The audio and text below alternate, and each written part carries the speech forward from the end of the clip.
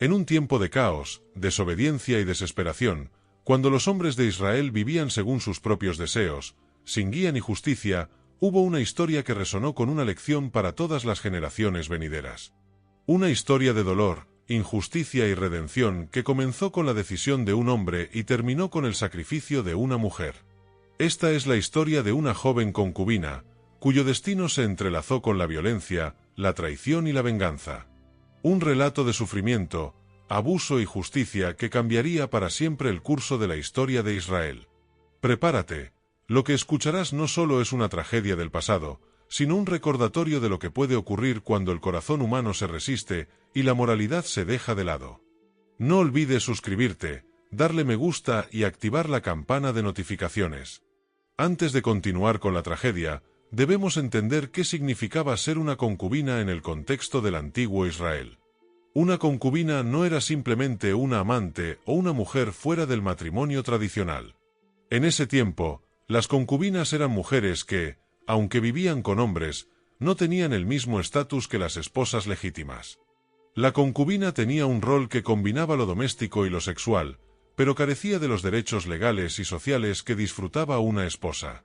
Era considerada, en términos legales, una mujer de menor rango, cuya función principal era proporcionar descendencia y servicio.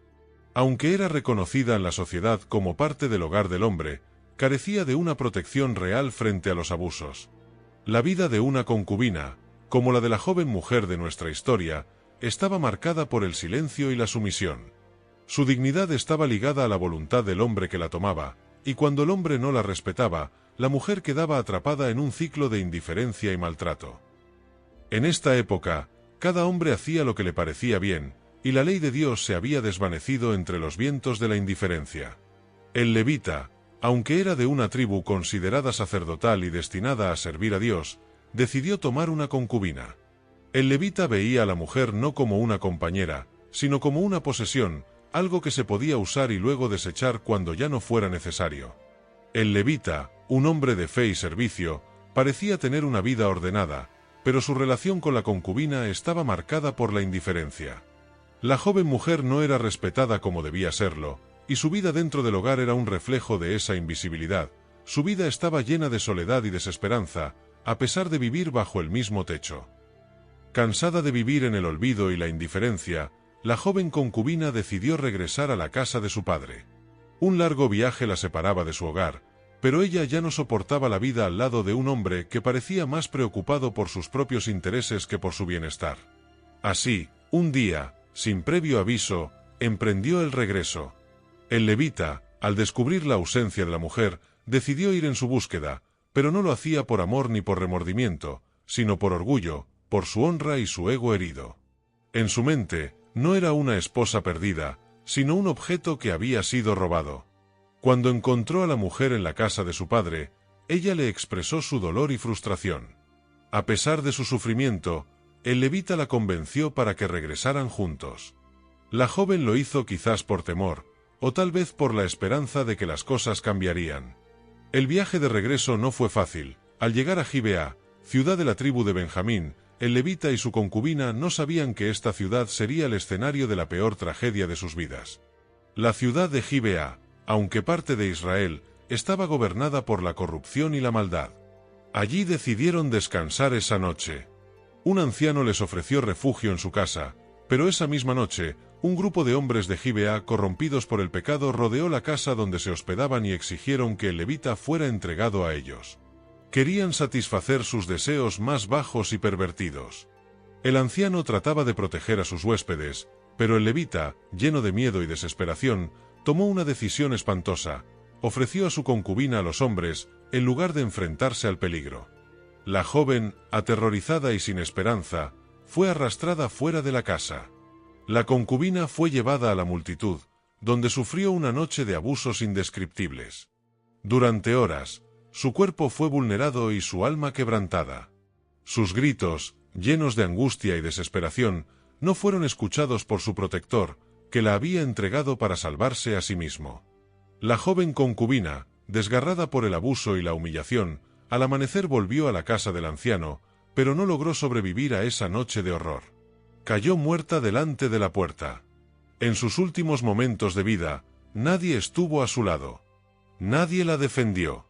El levita, al verla, sintió el peso de su cobardía, pero ya era demasiado tarde. Abrumado por la tragedia que acababa de suceder, el levita decidió tomar una decisión macabra. Cortó el cuerpo de la concubina en 12 partes y envió cada parte a las tribus de Israel, para que todo el pueblo supiera lo que había ocurrido. La indignación de Israel no tardó en estallar.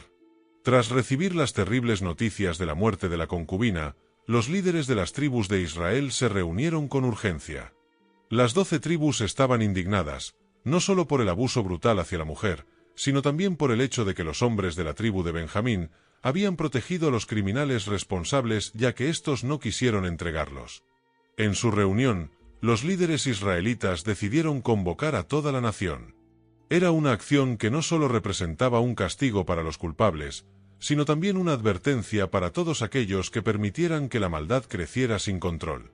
Los hombres de Gibeá, de la tribu de Benjamín, debían ser castigados, y todos los que les apoyaron también pagarían las consecuencias. Cuando la tribu de Benjamín se enteró de la masiva convocatoria israelita, comenzó a prepararse para la guerra. A pesar de la condena que pesaba sobre sus hombres, la tribu de Benjamín no pensaba rendirse. Los benjaminitas, aunque numéricamente inferiores, eran conocidos por su habilidad en la lucha, y sus guerreros, bien entrenados en el uso del arco y la espada, sabían que el enfrentamiento podría costarles caro, pero su orgullo tribal y su reputación no les permitían ceder. Así, ambos bandos se prepararon para lo que sería una de las batallas más sangrientas en la historia de Israel. El primer enfrentamiento ocurrió en las afueras de Gibeá, donde la tribu de Benjamín mostró su feroz resistencia. Esta, aunque superada numéricamente, era decidida y defensora de su honor y su tierra. En ese primer choque, los benjaminitas sorprendieron a las tropas israelitas, causándoles grandes bajas y demostrando su habilidad en el combate. Israel, desconcertado por la feroz resistencia, retiró sus fuerzas para reorganizarse. Sin embargo, la victoria benjaminita no fue total. La ofensiva de Israel continuó, con la determinación de no rendirse. Al tercer día de combate, con las bajas aumentando en ambos bandos, los israelitas decidieron consultar a Dios a través de un sacerdote. En una época sin un liderazgo central, las tribus creían que la única forma de lograr la victoria era recibir la aprobación divina. El sacerdote consultó el Urim y Tumim, un método divino para obtener respuestas, y para sorpresa de los israelitas, la respuesta fue clara: ellos debían continuar luchando, ya que la victoria estaba en sus manos, pero solo si mantenían la unidad y el propósito.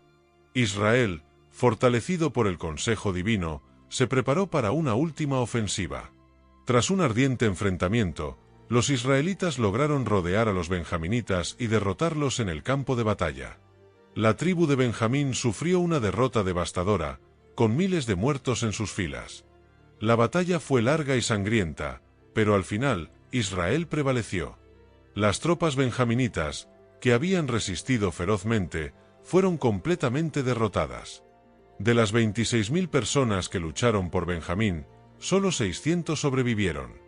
El precio de la justicia fue alto. La victoria de Israel, aunque lograda, dejó a la tribu de Benjamín prácticamente destruida.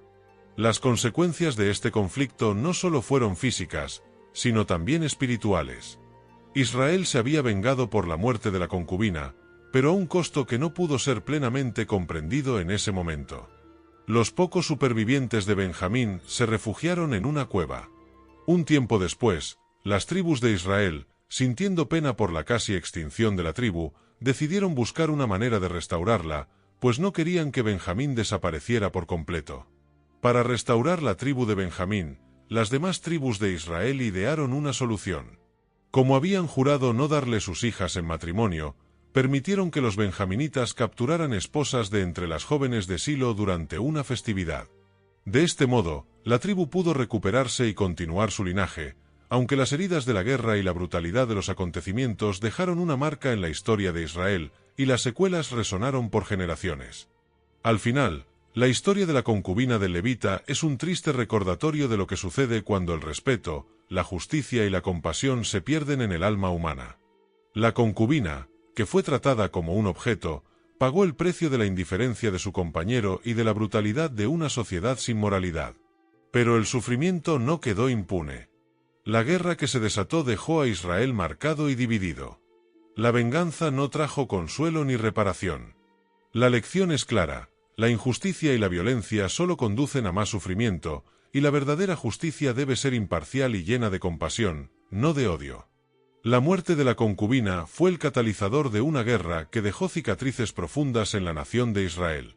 Sin embargo, al final, la verdadera lección no estaba en la guerra, ni en la venganza. Estaba en la indiferencia que permitió que esto ocurriera.